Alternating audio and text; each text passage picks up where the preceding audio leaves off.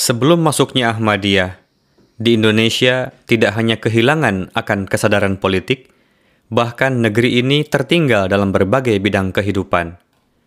Dari sisi keyakinan keagamaan, umat Muslim di negeri ini terbagi ke dalam dua kelompok.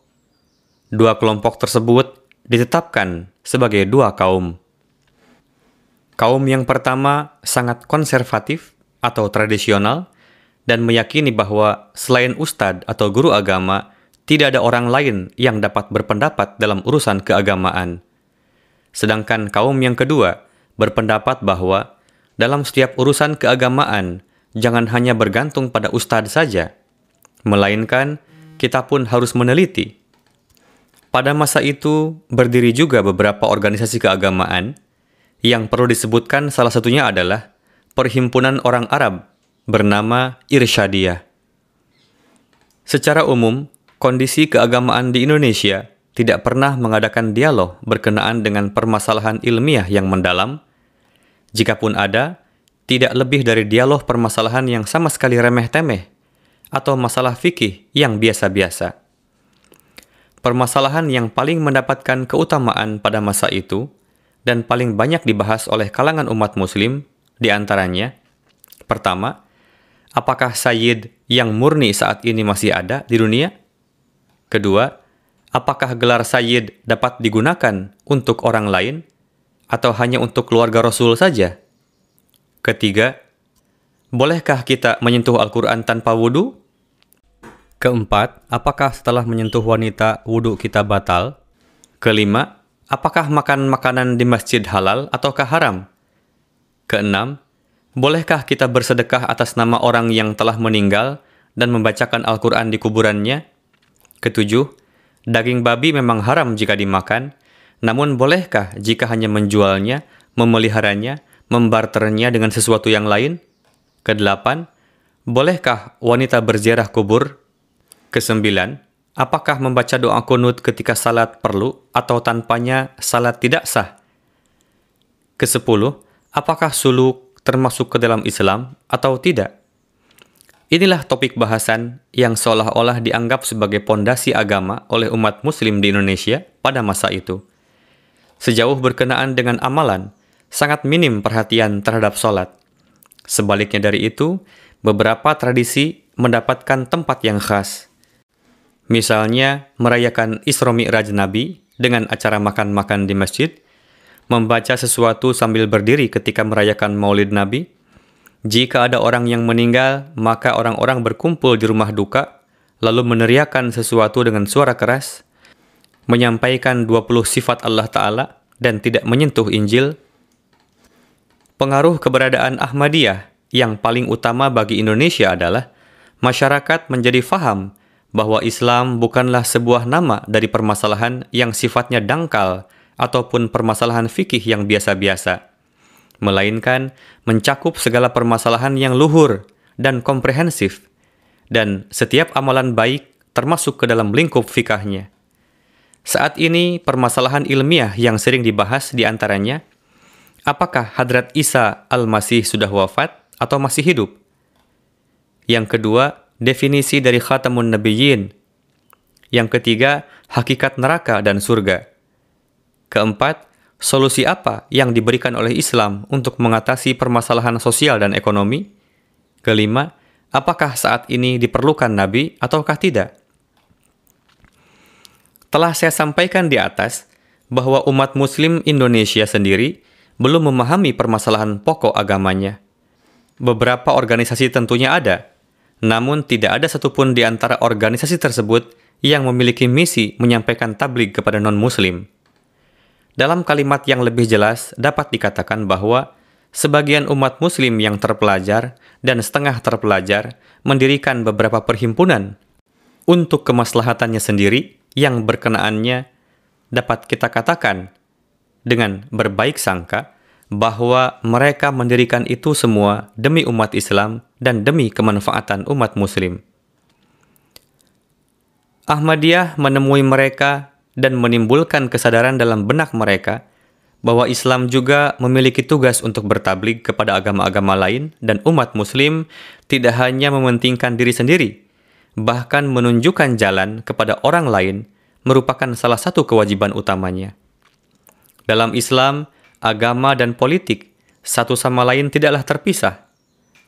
Berkat keberadaan Ahmadiyah di Indonesia, seiring dengan timbulnya kesadaran beragama, kesadaran politik pun mengalami peningkatan secara bertahap. Jemaat Ahmadiyah adalah murni jemaat rohani, politik adalah politik. Jemaat Ahmadiyah tidak ada hubungannya dengan politik, dan seorang mubaligh tidak mungkin memiliki kaitan yang khas dengan politik. Namun, Ahmadiyah memberikan pengaruh yang besar pada perpolitikan Indonesia dan gerakan-gerakan kemerdekaan secara bertahap semakin menguat di sana.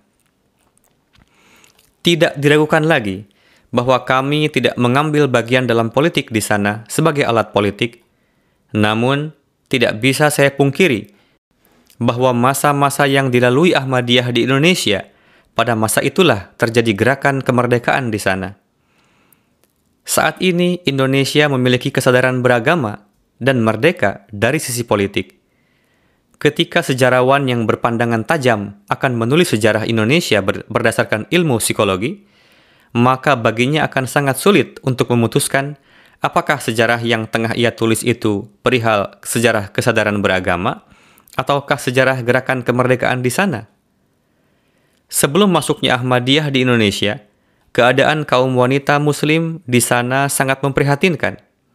Sebagian orang dapat menikahi 4 wanita sekaligus dalam satu waktu. Lalu pada tahun kedua, ketiga, menceraikan salah satu istrinya dengan alasan yang sangat sepele, lalu menikahi wanita lainnya lagi. Lalu beberapa tahun berikutnya, menceraikan lagi istri yang lainnya dan menikahi lagi yang baru. Hal ini terus-menerus terjadi. Besaran mahar yang diberikan tidak lebih dari 10 atau 15 rupiah saja, dan wanita dianggap sebagai sesuatu yang tidak berarti. Kami telah menyadarkan orang-orang berkenaan dengan falsafah poligami. Kami fahamkan kepada mereka berkenaan dengan kedudukan wanita dalam pandangan Islam, dan kami sampaikan bahwa melaksanakan hak-hak wanita adalah sangat perlu dan penting. Berkat upaya tabligh kami selama 25 tahun di Indonesia, sampai batas tertentu, para wanita telah mendapatkan kesamaan derajat. Saat ini pun orang-orang masih melakukan poligami, namun tidak seperti masa itu yang hanya bertujuan untuk memuaskan nafsu. Bahkan jumlah talak yang diberikan sudah sangat berkurang, dan itu pun dilakukan berdasarkan tuntutan syariat ketika sudah tidak dapat lagi dihindari. Jika dibandingkan antara jumlah talak yang diberikan pada masa 25 tahun lalu dengan masa itu, kita tidak akan percaya bahwa itu merupakan angka untuk satu negara. Mahar yang dibayarkan pada masa ini sesuai dengan kemampuan ditetapkan 2.500 sampai 3.000 rupiah. Telah banyak juga berdiri perhimpunan wanita yang bekerja keras menyuarakan haknya. Keadaan demikian telah menciptakan keseimbangan dalam kehidupan rumah tangga dan islah dalam lingkungan akhlaki dan rohani. Bahkan memberikan pengaruh yang besar juga terhadap kehidupan sosial dan ekonomi di sana. Hubungan kami dengan press media pada umumnya sangat baik meskipun terdapat perbedaan keyakinan. Waktu demi waktu kami telah mempersembahkan materi terbaik berkenaan dengan permasalahan seputar Islam yang digunakan oleh media dengan cara yang terbaik. Pengaruh yang kami ciptakan di kalangan masyarakat tidak hanya melalui dialog, tukar pikiran, ceramah, bahkan dengan perantaraan media juga. Pada masa awal, upaya-upaya kami dipandang dengan pandangan curiga, dan terkadang sebagian direktur surat kabar terpengaruh oleh keterangan palsu yang diberikan oleh ulama-ulama penentang. Namun, seiring dengan meningkatnya hubungan baik kami dengan kalangan media, lalu kami usulkan kepada mereka program-program yang sifatnya membangun. Mereka semakin yakin dengan ketulusan, semangat beramal, pengorbanan, dan gejolak keimanan kita. Sebagaimana kami benar-benar serius dalam menuntun penduduk Indonesia ke jalan yang lurus sesuai dengan kapasitas kami, seperti itu pula lah press media di sana telah memberikan dukungan kepada kami dan tidak ragu-ragu untuk menerbitkan secara proporsional sepak terjang yang kita lakukan. Kami tidaklah memiliki sarana prasarana dan waktu yang banyak untuk mendirikan press media. Namun meskipun demikian, kami berhasil menerbitkan risalah Izharul Haq di Padang. Beberapa waktu setelah berhentinya penerbitan risalah tersebut, telah terbit juga risalah yang bernama Islam. Selain itu, di Betawi telah terbit juga risalah Sinar Islam dan risalah Al-Huda dalam bahasa Sunda. Risalah-risalah tersebut telah sangat membantu dalam menerbitkan upaya-upaya kami. Selama tinggal di Indonesia, saya yang lemah dapat menulis sekitar 30 buku. Demikian pula para mubaligh lainnya telah menulis banyak buku. Dengan begitu, terdapat banyak sekali literatur dalam bahasa lokal berkenaan dengan Ahmadiyah. Selama 25 tahun di Indonesia, saya mendapatkan kesempatan untuk mengkhidmati Islam di Indonesia, dan itu semata-mata merupakan limpahan keberkatan yang tercurah dari Hadrat Amirul Mukminin Khalifatul Masih yang kedua radhiyallahu anhu.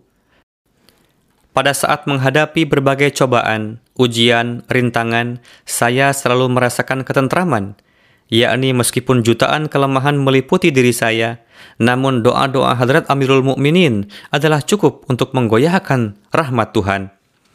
Saya sering merasa ketika mengalami berbagai kesulitan, tangan Hadrat Amirul Mukminin dalam doa menjulang tinggi sampai ke langit.